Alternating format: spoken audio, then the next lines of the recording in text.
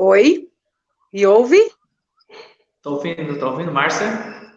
Tudo bem? Tudo bem? Como você está? Tudo bem, graças a Deus. E É um você? prazer. Tudo E o bem, graças a pessoal, Deus. Prazer. como está o pessoal aí de Mirandópolis? É um prazer falar com vocês. Estamos na luta aqui, Márcia. Uma correria, mas nós estamos Mas aqui nos vamos vencer, preparando. né? Vamos vencer. Uma luta atípica, mas nós todos Sim. vamos sair dessa, né? Nós temos quem acompanhando, Antônio? São só professores ou tem pais de alunos também? Tem pais de alunos também, viu, Márcia? Tem pais de aluno que tem muitas dúvidas também, né? A essa nova era que nós estamos passando agora, né? Um Tá, momento então atípico. aí nós faremos assim, então, Antônio. Nós iremos, eu vou me apresentar, e aí você vai puxando o assunto e nós vamos conversando sobre os assuntos, que aí está mais próximo da realidade de vocês aí. Tá Tentar chegar o certo, mais próximo da realidade de vocês, tá bom? tá certo. Um prazer falar com você. Prazer é todo meu. Eu sou a professora Márcia Rios, eu moro aqui em São Paulo, capital, sou professora da rede estadual de ensino há 24 anos, professora alfabetizadora, né? Eu sou alfabetizadora. Estamos vivendo um momento atípico da nossa história, né? Que é a pandemia, que muito tem mexido com todas as famílias, né? Tiraram as famílias da sua rotina, e todos os dias nós temos que nos reinventar para continuarmos vivendo ou sobrevivendo.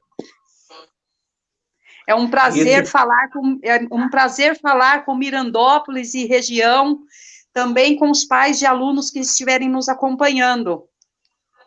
Então, Márcio, o prazer é todo nosso de te receber aqui, de apresentar você a nossa cidade, né? Uma cidade de aproximadamente 30 mil habitantes, né? Com 3 escolas estaduais, né? E com várias municipais também.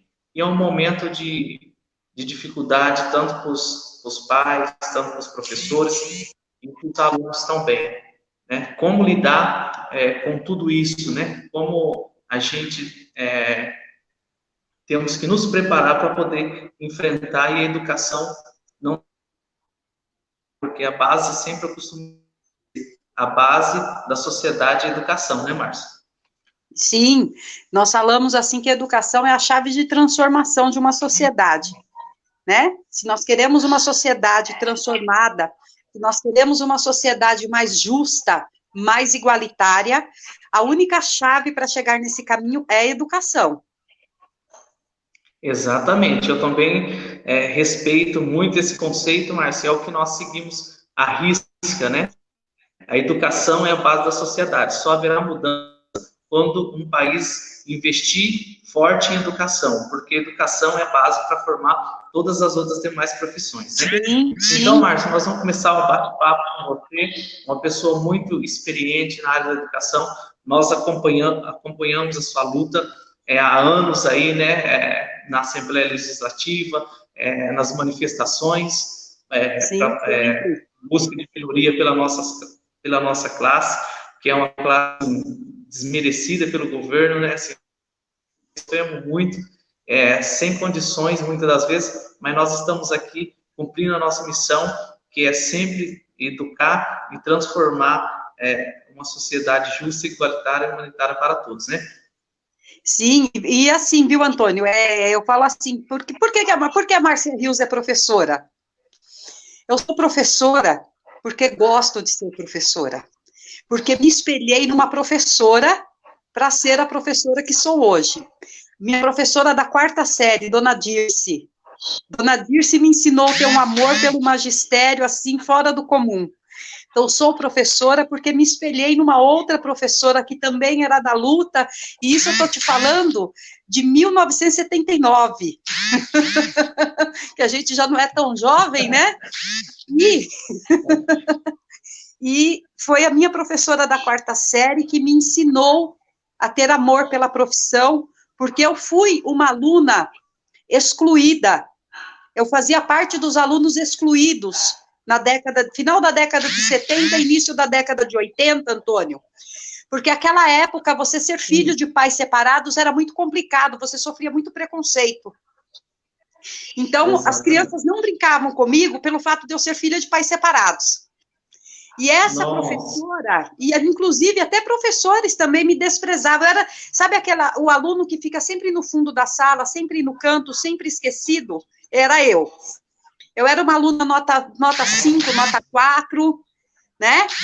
E essa Dona Dirce, ela fez o resgate comigo do valor de estudar, de eu não querer ficar sempre naquela vida. Então, eu falo assim que sou professora porque gosto de ser professora, com todas as dificuldades que o magistério tem, e não são poucas. Não são poucas, te garanto, e você sabe disso, porque você está na profissão e sabe. Com todas as dificuldades, amo ser professora, sou professora porque gosto de ser professora. Eu falo assim que o dia que os meus olhos não mais brilharem ao entrar na sala de aula, aí eu sei que é momento de parar. Aí eu sei que é momento de eu falar, acabou, parou aqui. Mas professor vive só de amor? Não. Professor vive, é do seu salário, é do seu trabalho, só que você tem que gostar muito do que você faz. E se tem uma pessoa, e eu sei que tem outros colegas nessa condição, que é apaixonada por ser professora, e que meu olho ainda brilha depois de 24 anos, sou eu. Né? Eu vou pedir desculpas para vocês, aí eu acho que vai dar interferência para vocês do meu telefone vibrando. E aí eu não tenho como controlar, porque é o pessoal mandando mensagem no meu WhatsApp, perguntando as coisas, até tento controlar, mas não consigo. Vamos lá? Vamos lá, Márcia. Agora, nesse momento, nós somos todos professores juntos pela educação. Sim. E, né, assim, a gente vê educação, professores, sabemos a dificuldade que nós enfrentamos, mas essas dificuldades jamais fizeram nós desistir e de nos orgulhar de sermos professores, né? Porque nós temos a esperança de dias melhores, temos a esperança de um mundo melhor. Isso só acontecerá Sim. através da educação. Sim. Márcia, então vamos lá para a nossa pauta, né? Um bate-papo aí, a quarentena e seu reflexo, né? Uma pauta bem esperada pelo pessoal aí, então nós vamos trabalhar em cima dela, né, Márcia? São várias questões que muitos pais, até professores, assim, fica obscuro, né? Assim, porque é crise na economia, é crise em vários setores, mas muitos se esquecem da educação nesse momento, né? A educação também está passando por uma crise que não está sendo fácil, né? Então, nós vamos falar um pouquinho do que nós estamos enfrentando e o que nós estamos reinventando, como você disse, para dar melhor qualidade de ensino para nossos alunos também.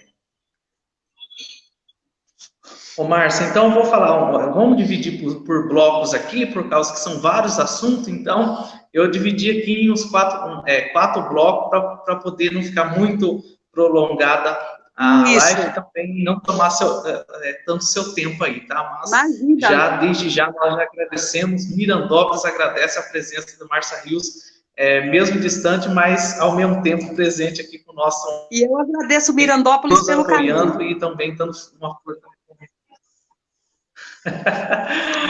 Ô, Márcio, então eu vou ler o bloco 1 aqui, para a gente discutir, né? O ensino à distância na pandemia, a crise na educação, estudo remoto, ano letivo comprometido, aluno das redes estaduais e municipais que ainda não têm totalmente acesso à internet e a merenda em casa. Nós iremos discutir. Você quer etapa ou você já quer engajar? Já entra nesse aí, vamos lá.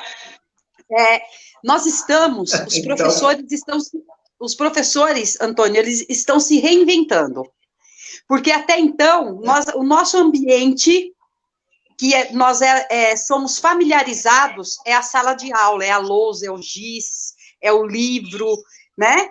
E nós saímos dessa situação e nós saímos de uma escola do século XIX e caímos na escola do século XXI, totalmente tecnológica. Mas uma tecnologia que, infelizmente, deixa a desejar. E deixa a desejar por quê? Porque nós sabemos que nessa situação da pandemia foi a solução assim, mais plausível, né? Foi essa, de manter o ensino à distância. Porém, são duas situações, tá? Primeiro, se você me perguntar, Márcia, haverá perca pedagógica? Vai haver. Por que vai haver? Eu vou falar como alfabetizadora que sou. Imagina uma criança que está está começando a ser alfabetizada agora, e ela simplesmente sair do ambiente da escola e vir para o ambiente virtual. Sendo que a criança, ela necessita do contato com o professor, da proximidade com o professor. O professor, ele vai conseguir falar a língua da criança e levar a criança ao entendimento, né? Criança que passa por fases de escrita e tudo mais. Então, assim, e outra, nós temos a questão da falta de investimento em tecnologia. Nós, hoje, estamos sofrendo muito mais, não só nós, como os nossos alunos, por conta da falta de investimento em tecnologia. Como eu vou falar para uma criança que vem de uma pobreza extrema, e nós temos, para ela acessar o celular, se às vezes nem celular em casa ela tem? Nós temos que pensar nisso. Porque vai haver, e eu creio em Deus. Eu creio em Deus, Antônio, que vai haver o nosso retorno, e essa criança que não teve acesso, não foi porque ela não quis ter acesso, porque a mãe não quis, não. Ela não teve acesso, às vezes está com pai e mãe desempregado, está numa condição de pobreza extrema, e não teve acesso. E aí, a lei fala assim, que educação é direito subjetivo, todos têm direito. Vai ter uma volta. Todos têm direito. Na volta, vai ter que ser feito um trabalho com essa criança que não teve o alcance à tecnologia, certo? Na questão da criança que tem o acesso, também temos as dificuldades. Por quê? Os pais se transformaram, de uma certa forma, do dia para a noite, em professor. Exatamente. Só que nós temos que pensar que os pais, a formação do pai e da mãe não é aquela. Então, vai precisar haver eu vou usar a palavra, Antônio, que acho que é a palavra mais adequada nesse momento, empatia. Eu me colocar no lugar do outro. Quando eu me coloco no lugar do outro, eu consigo entender a dor do outro. Então, não adianta falar, não estudou porque não quis, ou então o pai fala, a professora é folgada. Não. Vamos nos colocar cada um no lugar do outro. A dificuldade que o pai tem, a dificuldade que o professor também tem. Por quê? O nosso país, ele não paga bem o professor. Muito professor teve que comprar celular para poder dar suas aulas online.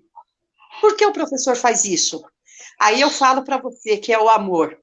É o amor que move a profissão, é que faz o professor fazer isso. Porque se não tiver muito amor, nós não vivemos de amor. Mas se você não tiver amor pelo que você faz, você jamais faria isso. Certo? Aí verdade, temos a questão da merenda em casa, que você me questionou. A merenda em casa, ela deveria ser direito de todos. Porém, não é assim que está acontecendo. Quem está recebendo a merenda em casa é somente os alunos que têm o Bolsa Família. Não é isso? Isso. Só que houve uma liminar judicial onde falou-se que era direito de todos. Só que o governo do estado ainda não está fazendo nada. Então, quer dizer, essa criança, ela está também tendo as suas dificuldades, mas o direito dela tirado, porque está sendo tirado o direito da criança. Mas ela está em casa, não precisa de merenda em casa, só que nós temos que pensar, no momento de pandemia, muitas famílias tiveram seus contratos de trabalho suspenso, e que a criança, quando se alimentava na escola, era, querendo ou não, uma ajuda de custo para essa família. Era uma ajuda de custo para essa família. E quando a criança não consegue o benefício, a família, ela é onerada no direito por 2 vezes. Perdeu o emprego e nem o direito à merenda para o filho eles têm. É muito triste essa situação. A merenda em casa deveria estar como direito de todos, porém, hoje, nem todos estão usufruindo dela. Nós sabemos que não está. Tá complicado, Márcia. Aqui no nosso município também, né?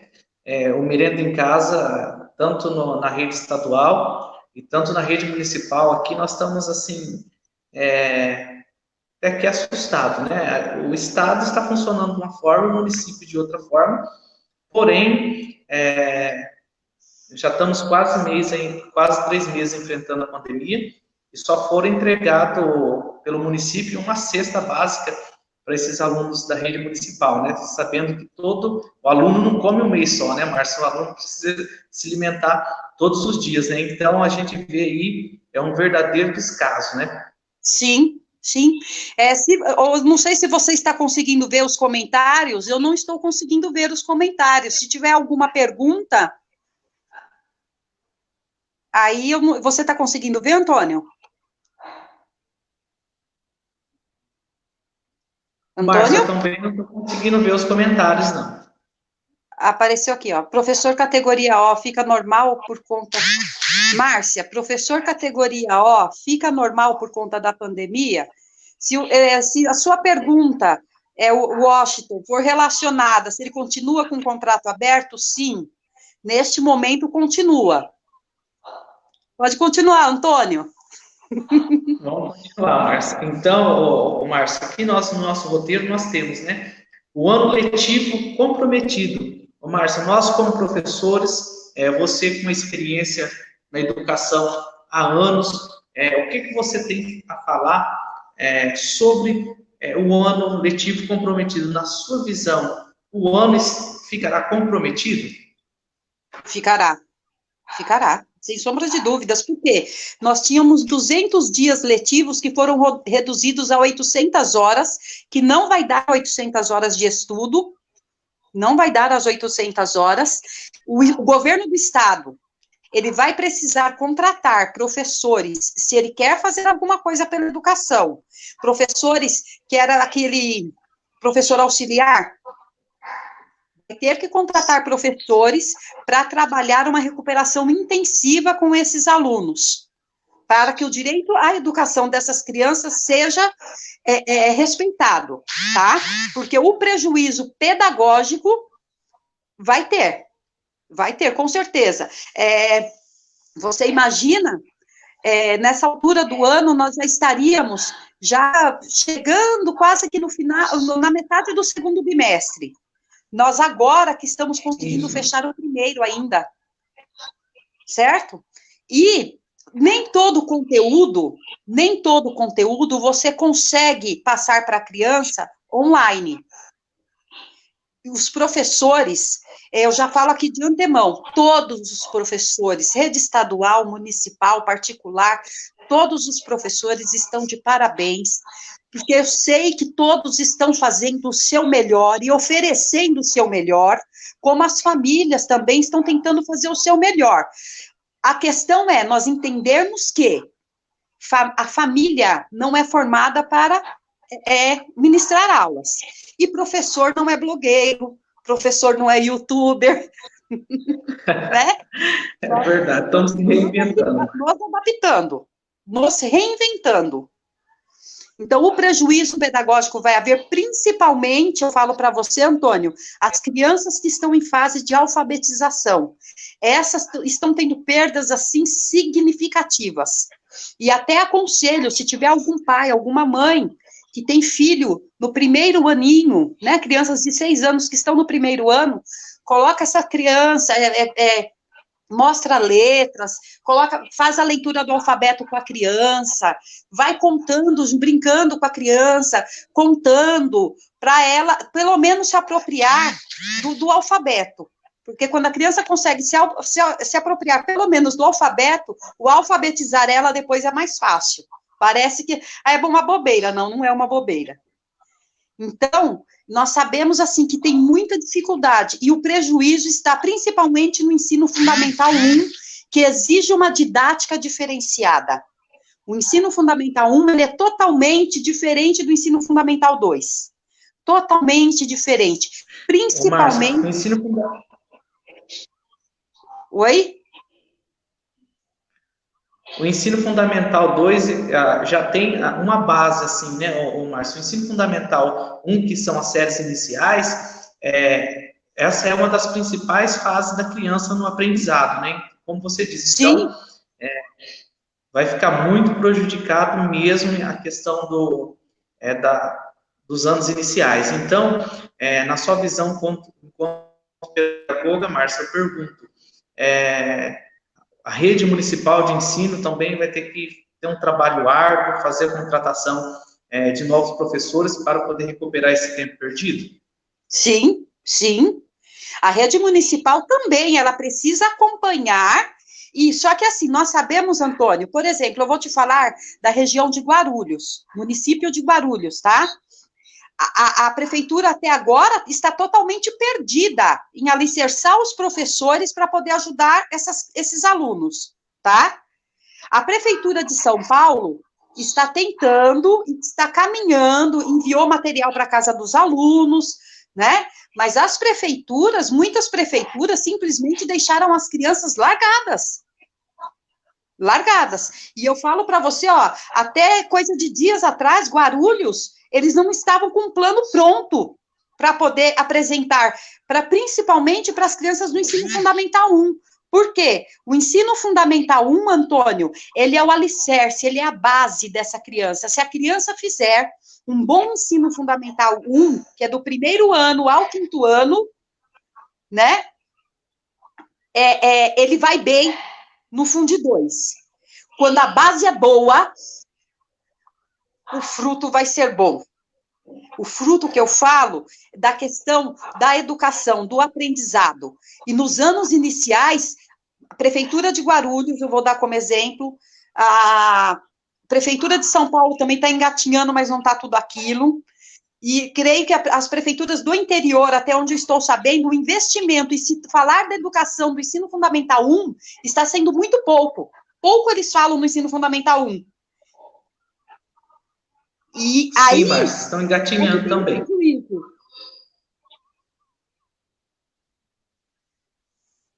Oi, Antônio? Aqui também os professores estão se reinventando também aqui no município. Estão fazendo de tudo, estão lutando, dando melhor, mas está complicado. Sim, está bem difícil, e assim, o prejuízo pedagógico, infelizmente, vai ter. Por mais esforçado que a família seja, por mais esforçado que o professor seja, o prejuízo pedagógico vai ter. Porque ficou provado que nada como professor na sala de aula. Nada como professor na sala de aula. Em alguns momentos, nós somos tão marginalizados. E agora, precisou uma pandemia para mostrar o quão importante é o trabalho do professor. Verdade, Márcio. O trabalho do professor é fundamental. Tem muitas pessoas mudando o raciocínio, reconhecendo realmente o trabalho do professor dentro de uma sala de aula. Né? Assim, precisou de uma pandemia, como você disse, para as pessoas notar a importância que é ser um professor, que é ser um alfabetizador, porque é uma profissão maravilhosa que a criança, o adolescente, precisa de ter o contato com esse professor, como se diz, né, tete a tete, pegar no giz, não tem nada mais além de bonito do que chegar até a mesa de uma criança e ensinar, né, Márcia? Isso aí, essa pandemia veio para reflexão mesmo, e também, Márcia, essa pandemia veio também para que o governo, tanto federal, governo estadual e municipal, fazer a valorização dos seus profissionais de educação, né, olhar a educação com olhos diferentes, né, que muitas das vezes somos criticados aí pelo governo do Estado. Antônio, eu sinto te informar, meu amado, mesmo com a pandemia, o professorado, ele é atacado. Nós hoje tivemos eu não sei se você viu que saiu alguma coisa do Tribunal de Justiça de São Paulo, não sei se você está sabendo, onde o senhor Paulo Guedes, através de uma lei aí, ele arrebentou com a vida do professorado, tá? Onde ele proíbe, nós estamos sem aumento salarial há 5 anos, nós estamos aí padecendo sem aumento. E eu não sei se você viu que que a partir do dia 27 de maio de 2020, a 31/12/2021, está proibido qualquer tipo de aumento, está suspenso evolução funcional por quinquênio, por sexta parte, até 31/12/2021. Ou seja, no momento de pandemia, o governo federal, o ministro da Economia, dá uma paulada nessa nos professores. Não só nos professores, como em todo o funcionalismo. Mas é muito triste que se aproveite de uma pandemia para prejudicar trabalhadores que já vêm há 5 anos sem aumento. Só para deixar isso muito claro. O piso salarial de um professor hoje, o piso, quando fala-se de piso, não chega a R$2.000. Não chega a R$2.000. E é muito triste isso. É muito triste com a categoria. Porque em momento de pandemia, ficou provado que a escola não é só um lugar onde a família deixa o seu filho para ir trabalhar. A escola não é um lugar que a criança é depositada como um dinheiro no banco. A escola é um espaço de aprendizagens significativas. Isso ficou muito comprovado agora, porque os próprios pais puderam ver e sentir na pele o quão importante é a escola, que vai além de um espaço de olhar criança, mas é um espaço de socialização, é um espaço de aprendizagem. Márcia, então, né, é um ataque contra os servidores públicos e contra os professores, esse congelamento pelo ministro da Economia, né, porque, como você bem disse, a gente já vem com salário defasado, ainda mais com esse congelamento aí, Márcia, que eu olho e falo para você. Lá em cima, as promoções deles e o pagamento são intocáveis, né? Quem é que paga as contas, quem é que paga a culpa são a classe trabalhadora, as que menos ganham no nosso estado, né? É verdade. O professor Anderson perguntou assim, qual era a minha visão com o sucateamento da educação sendo implantado em São Paulo. Anderson, desculpa, é porque a gente vai ficando meio velho, aí já não vai enxergando direito. Então, fala assim, a educação ela vem sendo sucateada desde a gestão do PSDB, desde a década de 90, nós passamos por um sucateamento muito grande da educação, e nos últimos anos, isso tem se acentuado.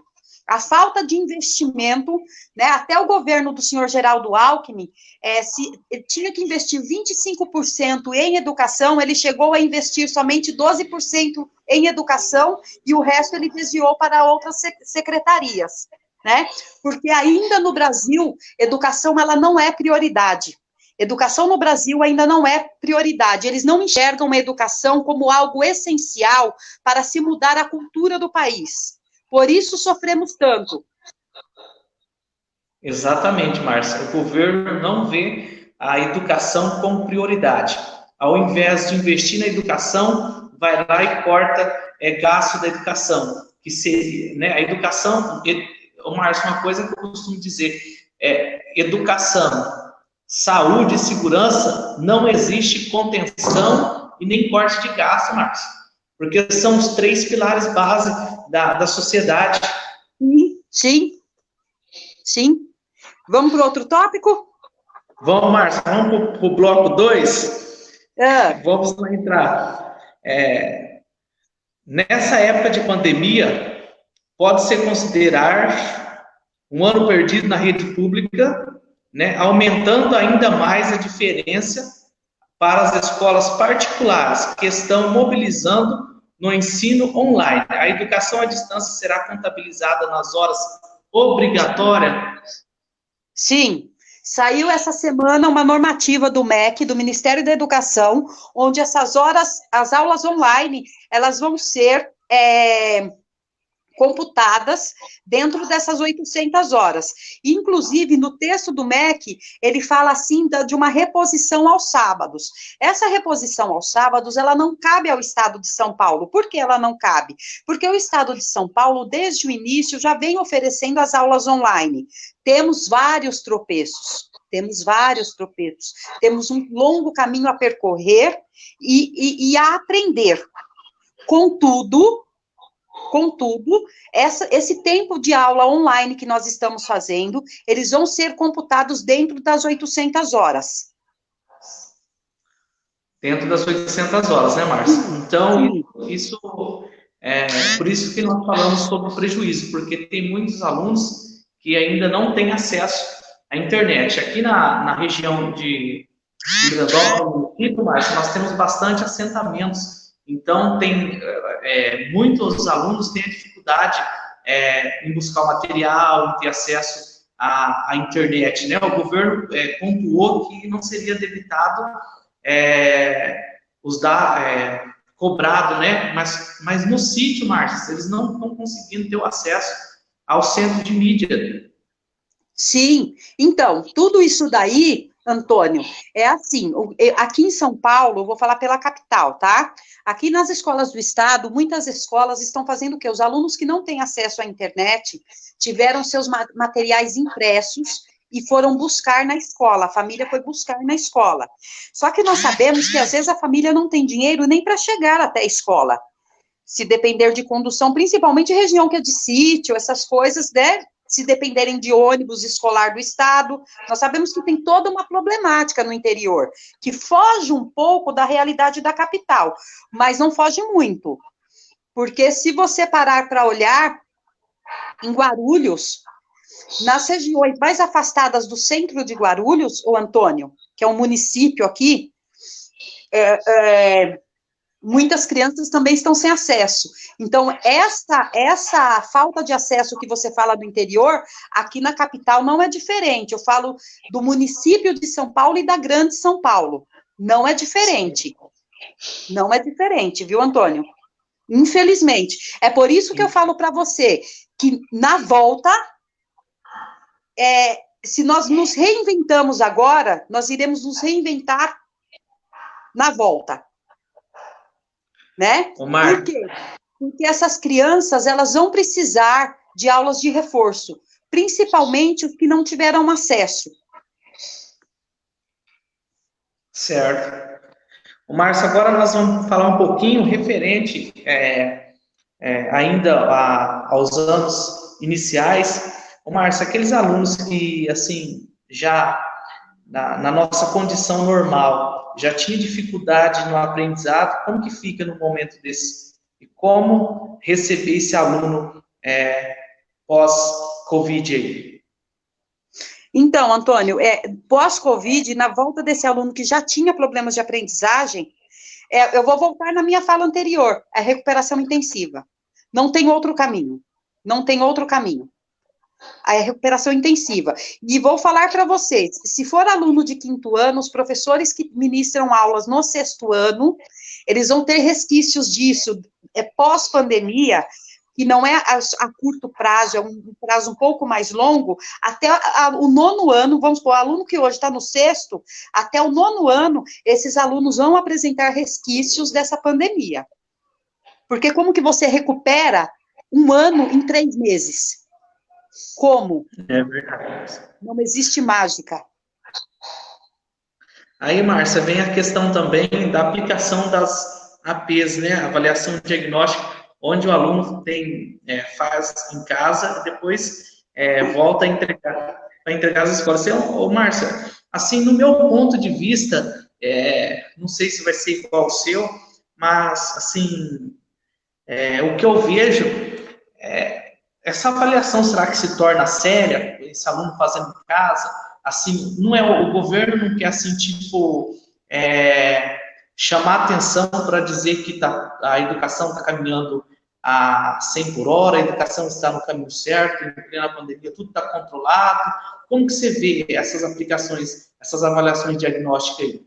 Essa avaliação diagnóstica, e aí eu vou falar como professora, vou falar só como professora, não nem defendendo ninguém. Foi um tiro no pé. Foi um tiro no pé. Por que foi um tiro no pé? Uma coisa é você aplicar essa avaliação, você e o aluno, tete a tete, dentro da sala de aula. Em casa, houve esforços aqui, nós tivemos, por exemplo, eu vou falar por mim, lembrando que o professor não era obrigado a abrir grupo de WhatsApp, o professor não era obrigado a expor a sua imagem, tá? Isso o professor não é obrigado a fazer. Cada escola entrou num consenso do que era melhor. E cada escola se adequou de uma forma virtual para a sua clientela. A escola que trabalho, nós optamos pelos grupos de WhatsApp. Eu fiz a prova com eles lá, certo. Fiz por chamada de vídeo, de 8 em 8 crianças. Mas foi um trabalho muito árduo, porque imagina, uma turma de 30, a cada disciplina eram 3 dias para conseguir aplicar cada disciplina. 6 dias ao todo. Porque foi aquilo que eu falei, a pegada do ciclo 1 é diferente do 2. A criança precisa da explicação do professor. E não que o do Fundamental 2 não precise, mas a do 1 precisa mais ainda. Ele poderia ter deixado essa avaliação diagnóstica para nós termos aí sim um parâmetro de como essas crianças estão na volta. Na volta, perfeito. E não fazer dessa forma. Porque fazer dessa forma foi perder papel. Perder papel e estar mascarando a aprendizagem, viu, Márcia? E mascarar o resultado. Exatamente. Então, eu acho que deveria ter sido feito na volta, que não tinha necessidade disso agora, fora que o livro Aprender Sempre, que é o que veio para a rede estadual de ensino, no caso do Fundamental 1, é uma vergonha, ele é fora da realidade das crianças do 5º ano, eu falo porque o meu é de 5º ano, eles estão falando de um assunto totalmente desconexo para a época do ano. Né? Ainda teve mais esse problema. Porque quem prepara material para a rede estadual acha que não se atenta, acho que faz muitos anos que não entra em sala de aula, e não se atenta que tem as programações bimestrais, que existe um planejamento. Né? Então, não é o que veio no Aprender Sempre do 5º ano, principalmente no de matemática, ele está muito distante da realidade das crianças. Exatamente. Assim, não condiz com a realidade, né, Márcia? Não, está longe.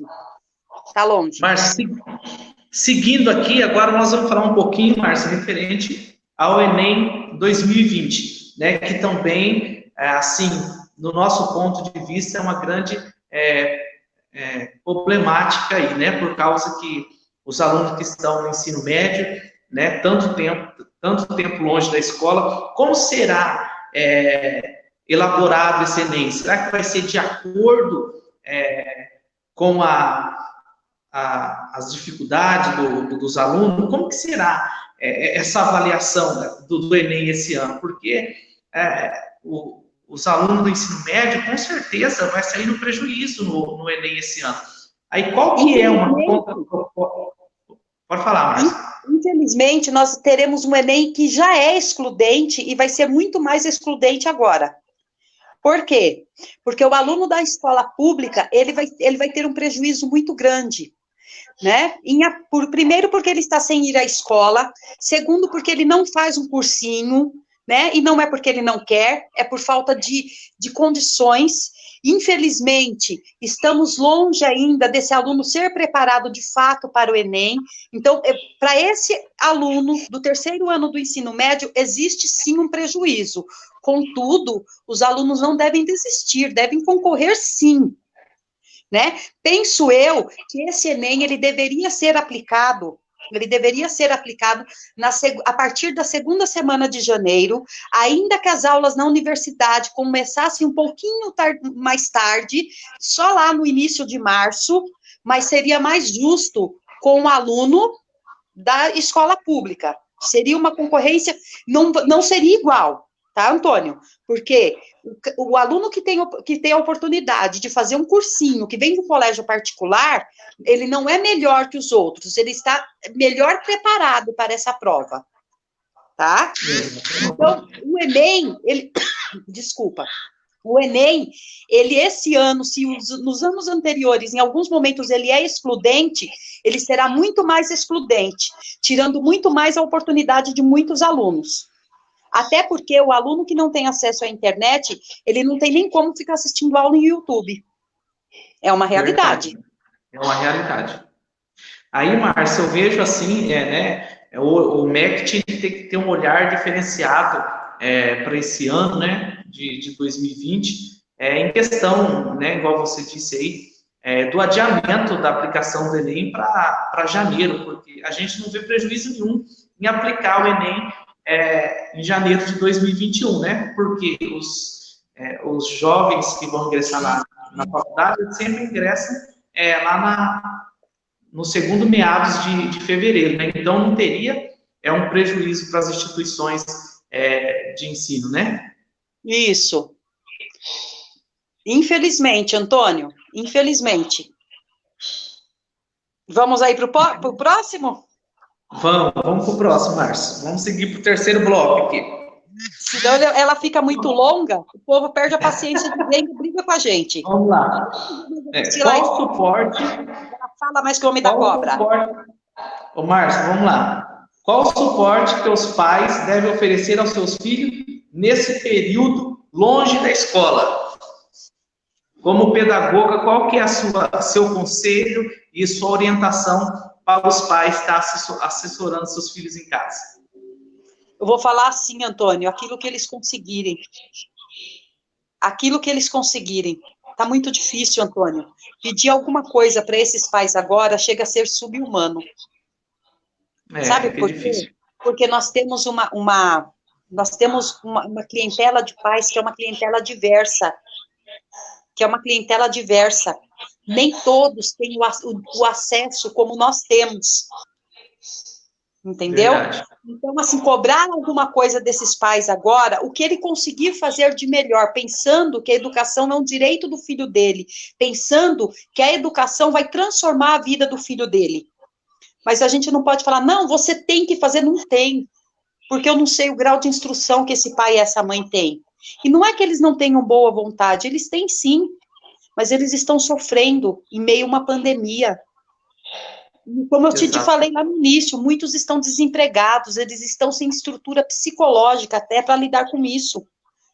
Outra, nós temos que pensar que muitos pais têm 3, 4 filhos.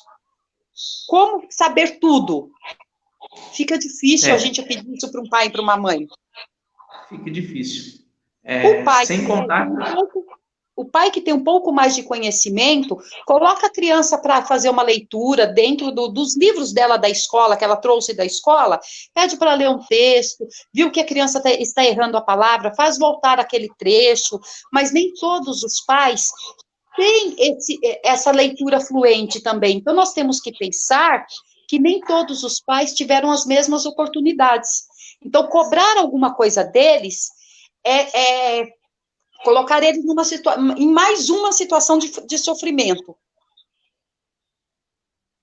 Exatamente, Márcio. Assim, nós vamos chamar os pais agora de polivalente, né? Ensina os filhos, trabalha para trazer alimentação para dentro de casa. Então, os pais também, nesse momento difícil, eles estão tendo que se reinventar, né, Márcio? Estão chegando nos seus trabalhos, dormindo um pouco mais tarde, igual você disse. Os pais estão de parabéns pelo trabalho que vem fazendo, né? Assim, a gente assim tem um apreço muito grande por esses pais que motivam, que, né, dedicam o seu tempo ali ajudando seus filhos, né? E eu vou falar, Antônio, eu vou falar por mim. E eu sou filha, Antônio, de uma empregada doméstica e de uma faxineira do Banco do Brasil, que me forjou mulher e me forjou professora. E a minha mãe era muito preocupada com essa questão, da questão da educação. Minha mãe, ela teve uma escolaridade até o 3º ano primário, né? Antigamente falava que é o 3º ano, 3ª série. Né? 3ª série. Isso. E a minha mãe, ela trabalhava de doméstica a semana inteira e me deixava a mim e os meus irmãos com os meus avós, que também eram semi-analfabetos. E aí, no final de semana, minha mãe vinha, Antônio, e ela ia olhar o meu caderno, dos meus irmãos, ia cortar nossa unha, olhar se tinha pego piolho. Bem assim, Marta, eu peguei um pouco esse tempo aí. Você pegou esse tempo também. Então, eu falo assim, que eu me fiz gente pelo espelho da minha mãe. Eu falo que eu me forjei mulher e me fiz gente de ver a luta da minha mãe e o quão desesperador para minha mãe era não dar aos filhos o acesso à educação. Né? Então, eu falo assim que eu podia exigir alguma coisa da minha mãe? Não, porque ela fez o melhor. Ela ofereceu para mim o melhor dela. Teve ano, Antônio, que a minha mãe pegava na minha época de escola, a gente usava saia de prega. E a minha mãe não tinha dinheiro para comprar e só entrava na escola se tivesse a bendita da saia de prega com a camisa branca. Quando a minha mãe não tinha dinheiro, sabe o que minha mãe fazia, Antônio? Minha mãe virava a saia do avesso. A minha mãe virava a saia do avesso, porque a parte não estava desbotada, para todo mundo achar que ela tinha comprado um uniforme novo para mim. Então, você veja quantas dificuldades que as mulheres brasileiras e os pais também têm hoje em dia. Não é muito diferente, não, Antônio? É verdade, Marcia. Vamos aí para o próximo? Assim, vamos para o próximo. O professor gosta de falar. Professor, se decide, fala. Eu vou mandar um abraço aqui para o pessoal de Mirandópolis que está nos assistindo aqui. Nós temos um psicólogo nos assistindo aqui nesse momento, o psicólogo Marcos de Matos, daqui de Mirandópolis, né, que também ajuda, faz trabalho voluntário nas escolas aqui. O Marcos Antônio de Matos, obrigado pela presença aí na nossa live. Logo nós vamos chegar. Ô, Antônio, eu já deixo o convite para o Marcos fazer uma live com a gente, né? Como lidar com o estado psicológico nosso em tempos de pandemia. Exatamente, Márcia. Nós estamos vivendo pânico. Para você ter ideia, minha filha caçula, ela está fazendo terapia com psicólogo aqui pelo WhatsApp, porque ela estava em pânico. Né? Então, Marcos, Marco Antônio Matos, é esse? Isso, é daqui da minha cidade. Fica aberto a você, meu querido, o convite de fazer uma live com a gente, como lidar com o nosso, né, preservar o nosso psicológico em tempos de pandemia. Um excelente profissional, viu, Márcia? Humano, fez vários trabalhos voluntários na escola que eu leciono aqui em Mirandópolis, então o Marcos aí está de parabéns também. Mas vamos seguir com o nosso bloco aqui, Márcia. Deixa eu só te fazer uma pergunta. Como está a questão da flexibilização aí na tua cidade, em Mirandópolis? Ô, Márcia, segunda-feira, né, o prefeito anunciou algumas medidas aqui de flexibilização na cidade, né, já flexibilizou a parte do comércio, com as devidas medidas sanitárias, né? E agora a parte de restaurantes e bares também, né? A partir de quarta-feira, que foi ontem, começou a funcionar com a mesa de distanciamento de 1 metro cada mesa. Então, aqui está voltando a rotina praticamente quase normal já. Aqui ainda não. Vamos é o quarto bloco agora, o último? Isso, vamos para o último e quarto bloco. Agora vem a parte melhor, Márcia. Aí, Márcia, a pergunta que todos nós queremos ouvir, que isso você sabe explanar plenamente, então aí você vai deixar aqui para nós uma explanação em época de pandemia que todo mundo aí quer ouvir, tá? Em época de pandemia, que os governantes aproveitam do período de pandemia para se promoverem, dizerem que estão preocupados com a economia e se esquece que a educação é a base de uma sociedade para o futuro. Você acredita que o governo irá olhar a educação com olhos diferentes e investirá mais em educação? Agora é com você, minha querida. Não. Vai precisar haver muita luta. Nós iremos precisar ainda continuarmos na luta. Eles podem, sim, mudar alguns olhares, mas falar que ele vai mudar, não, porque nós vamos investir em educação, não. Eles vão mudar, sim, alguns olhares, vão olhar mais atentamente algumas situações. Porém, como muitas coisas ficaram evidentes, por exemplo, a falta de investimento em tecnologia, a falta de aparelho tecnológico dentro da escola, né? Isso ficou muito evidente. Então, nós vamos ter que fazer movimentos de luta, mas cobrando tudo isso que faltou agora nesse período de pandemia, que para criarmos juntos políticas públicas voltadas para questões de se prever uma pandemia. O Brasil, por não prever uma situação de pandemia, que ele sofre hoje como está sofrendo. E o povo sofre. O povo sofre porque nós não temos uma lei federal que prevê a pandemia. E aí, no momento de pandemia, o que se faz? Nós estamos parecendo barata tonta. O governo vai para um lado e nós vamos para o outro, e existe também o proveito, a politicagem. Eu faço que tem você fazer política e a politicagem. Onde entra a politicagem? É no meio do sofrimento do povo, de muitas pessoas perdendo o seu ente querido, o governo se autopromover em cima dessa pandemia. Porque quem estiver vivo em 2022 vai lembrar do que eu estou falando hoje. Em 2022, nós vamos ouvir nas campanhas eleitorais muitos, e não só em 2022, como agora, eleição municipal.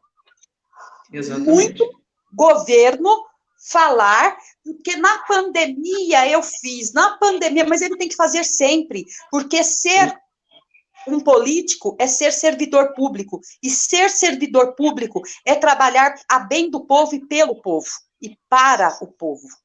Porque se eles têm salário, porque nós pagamos, nenhum governante faz aos brasileiros nenhum tipo de favor.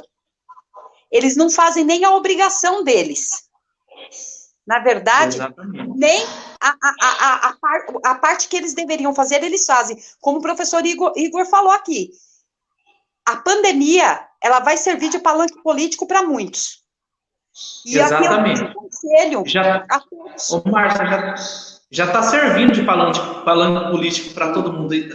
Ô, Márcia, se você assistir as reportagens, é uma briga de poderes, tanto do governo federal, do governo estadual e do governo municipal. É uma briga uma disputa para se autopromover com a pandemia, né? Sim, eu vou deixar aqui, antes de nós finalizarmos, um conselho às pessoas. Antes de votar, escolha o seu candidato, você é livre. Escolha o candidato que melhor assim, mais próximo daquilo que você deseja. Mas veja qual é a vida pública desse candidato. E se o seu candidato for eleito, acompanhe o mandato dele. Veja quantos projetos de lei ele apresenta. Veja o que ele faz em prol da população. Porque político não é celebridade. Político é servidor público. E ele deve trabalhar para o povo e pelo povo. Infelizmente, ainda não temos isso aqui no Brasil.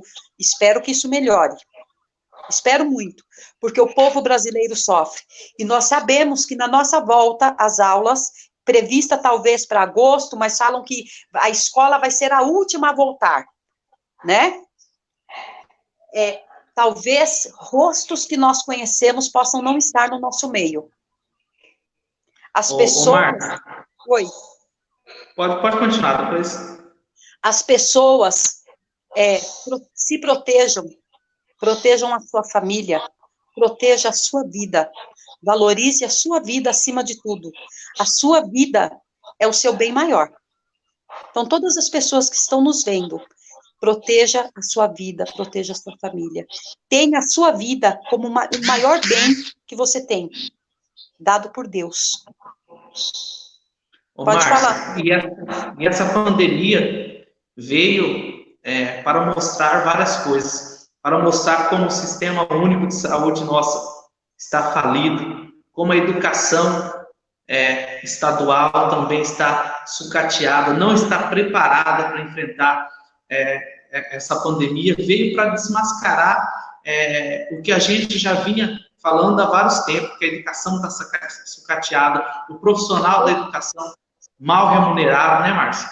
A pandemia, ela veio para mostrar o tanto, a falta que se tem de políticas públicas eficazes, porque lei que só fica no papel não é lei, ela só vai encher papel. Nós precisamos de leis que funcionem, nós precisamos de leis que funcionem. Lei para ficar no papel não adianta. É muito bonito, é tudo muito lindo, mas na prática não é aquilo. Verdade, Márcia. Mais vamos continuar aqui. Só tem mais 3 perguntinhas, nós já vamos encerrar, Márcia. Essa aí vai ser bem rápido. Qual a importância da valorização financeira dos profissionais da educação, sabendo que o estado de São Paulo é o mais rico da Federação Brasileira, porém fica entre os piores estados que menos valoriza seus profissionais? São Paulo fica em 16º lugar no ranking, pagando para um professor que trabalha 40 horas semanais, ganhando hoje R$ 2.585, e o governo ainda xinga os professores de vagabundos.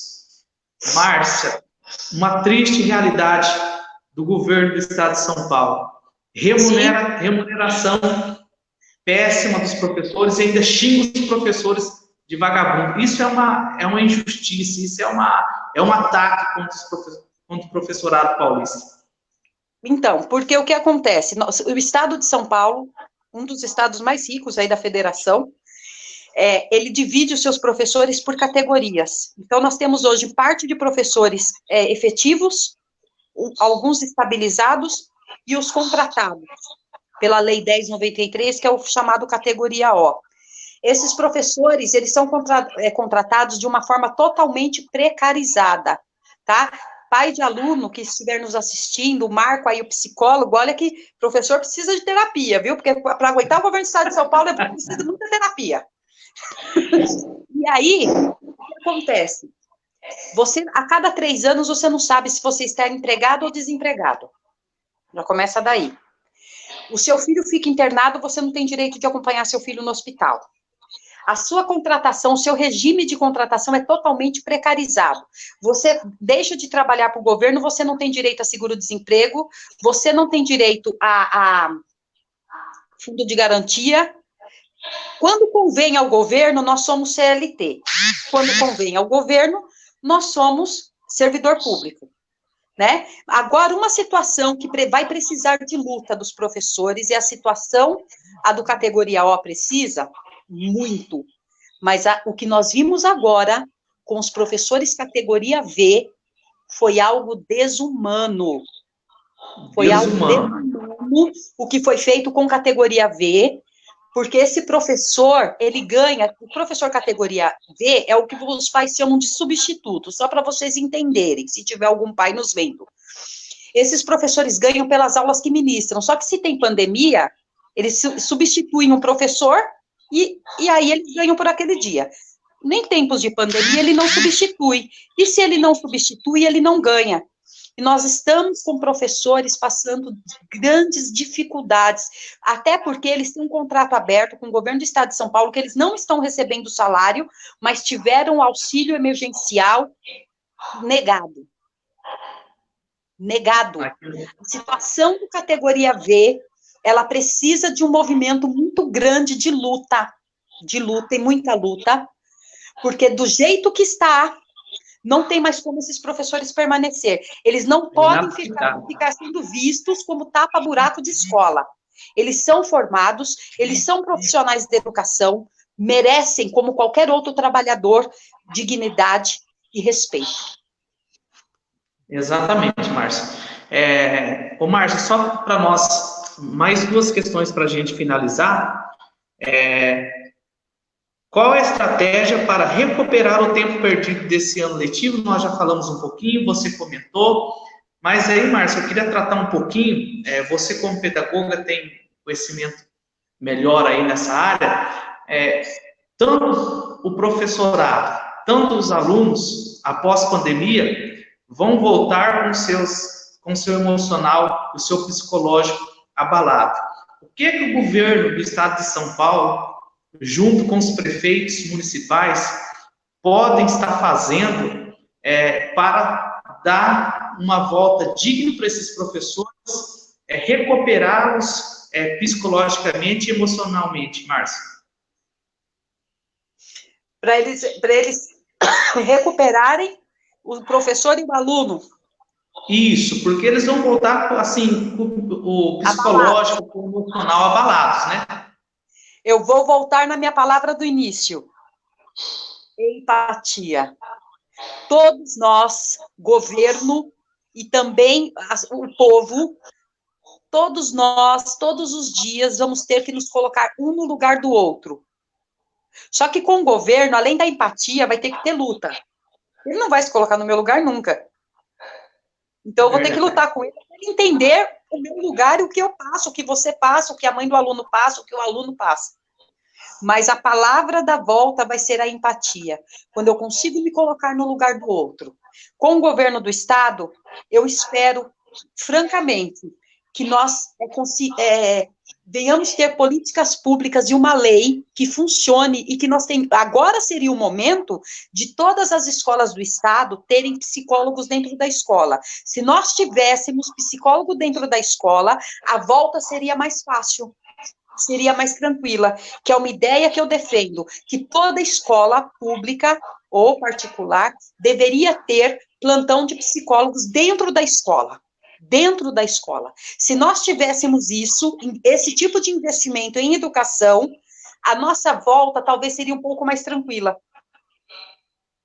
Exatamente. Eu também tenho o mesmo pensamento que o seu, Márcio. Eu sou totalmente a favor de um psicólogo dentro das escolas, tanto públicas, tanto municipais, porque nós enfrentamos dificuldades de todo tipo, alunos com vários problemas, tanto familiar, tanto psicológico. Então, a presença de um psicólogo dentro das escolas seria de suma importância para nossos professores e para alunos, né? Sim, com certeza. Márcia, agora vamos lá terminar aqui, porque o pessoal às vezes está cobrando um pouquinho sobre o bônus, Márcia. Às vezes não é momento de nós falar sobre o bônus, mas não poderemos encerrar essa live sem falar sobre o bônus, né?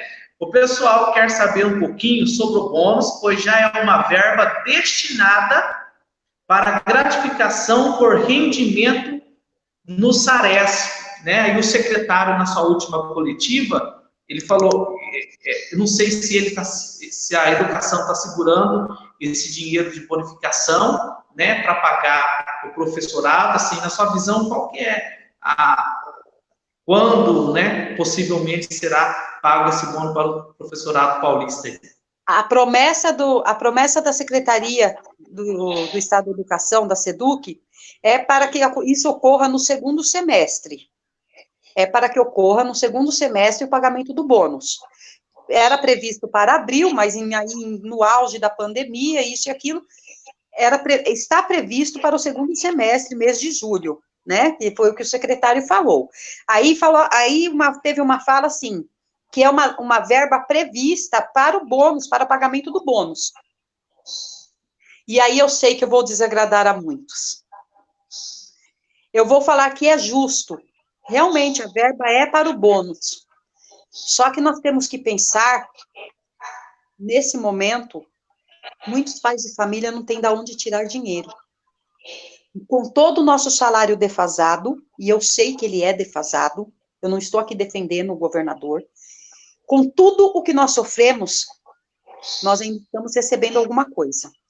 Eu chego a desconfiar, e eu espero que seja, é desconfiar, ninguém publicou nada no Diário Oficial, ninguém falou nada, já vou deixar isso bem claro, mas eu chego a desconfiar que eles podem querer usar esse bônus para fazer pagamento nosso. Por quê? Porque o Estado parou de arrecadar. O Estado parou de arrecadar.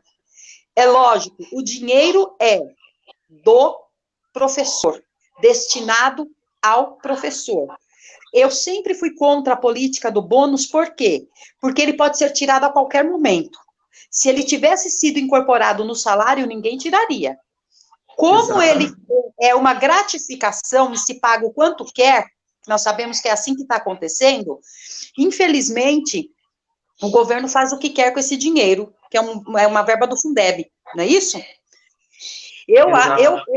O que o secretário falou é que seria no segundo semestre do ano, e é justo o professor receber, é justo, é dele, é um direito dele. Quando é direito, não se questiona, se cumpre a lei. Mas conhecendo o governo PSDB, ele pode querer dar um golpe em cima da gente e não pagar esse bônus, falar que vai usar para folha de pagamento, porque ele deixou de arrecadar. E isso é uma realidade que nós precisamos trabalhar. Mais um calote do governo do Estado de São Paulo. Oi? Mais um calote do governo do Estado de São Paulo, a gente prevê. Sim. Tem mais alguma coisa? Assim, eu acho que a gente falou um pouquinho de tudo, foi muito relevante, foi de suma importância ter você aqui, né? Mesmo você ainda vai ter a oportunidade de conhecer a nossa cidade pessoalmente ainda. Sim. Né?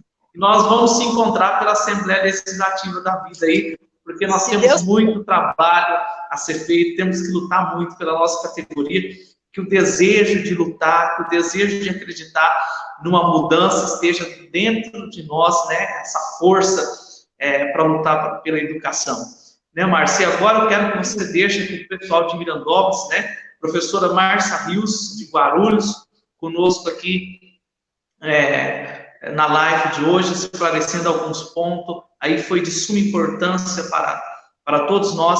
Eu queria que você, Márcia, deixasse uma mensagem para o pessoal de Mirandópolis, né? Para que não possa perder o otimismo, sempre pensar positivo e acreditar que a educação, apesar de tudo que passamos, ela ainda vai transformar essa sociedade, vai mostrar ainda para as futuras gerações que sem educação não tem uma sociedade sólida, e sem educação não transforma as demais profissões. Agora, eu quero que você deixe a sua mensagem para a nossa querida Mirandópolis. Eu quero agradecer a Mirandópolis e região, o carinho que eu recebo de todo o interior de São Paulo, né? E deixar para vocês o seguinte, que não balança a folha de uma árvore se não for da permissão de Deus. Então, nós podemos ter momentos difíceis, mas jamais deixar a síndrome de Gabriela tomar conta de nós. O que é a síndrome de Gabriela? Eu nasci assim, eu vou ser sempre assim. Eu nasci assim, mas eu não preciso ficar assim. Eu tenho que me olhar todo dia e pensar, eu me amo, e eu vou conseguir, porque se todo mundo consegue, eu também vou conseguir. Temos que tentar sempre e nunca desistir. Esse é o caminho. Em tempos de pandemia, fique em casa. Se ame. Quando você fica em casa, você se ama e ama a tua família. Só saia se você precisar ir trabalhar. Não precisou? Fica em casa. Eu agradeço o carinho, agradeço o convite, Antônio, tá? E quero ir em Mirandópolis conhecer. E o psicólogo Marco, hein? Ó, aqui é memória de elefante, Marco. É memória de elefante. O convite fica para você falar, se você quiser fazer uma live conosco, como lidar com o psicológico em tempo de pandemia. Lembrando, Antônio, que eu passei aí pela Covid, dá um medinho. Dá um medinho. Dá um medo, né, Márcia? Dá um gelinho. Eu falo assim, Jesus, eu ainda quero ficar aqui só mais um pouquinho. Mas graças a Deus, até aqui, Deus tem me sustentado e tem estado comigo e com a minha família. Eu agradeço a todos, muito obrigada por tudo, tá bom? E um abraço para todas as pessoas de Mirandópolis. E também do município de Guarulhos, que é a minha região, né? Exatamente. Ô, Márcia, em meu nome, em seu nome, professor Antônio e professora Márcia Rios, nós abraçamos todos os nossos alunos, tanto de Mirandópolis quanto de Guarulhos. E alunos, vocês moram aqui, nós estamos com saudade. Juntos somos fortes, nós iremos vencer essa batalha. E a educação para os professores sempre será prioridade. Sim. Márcia, muito obrigado.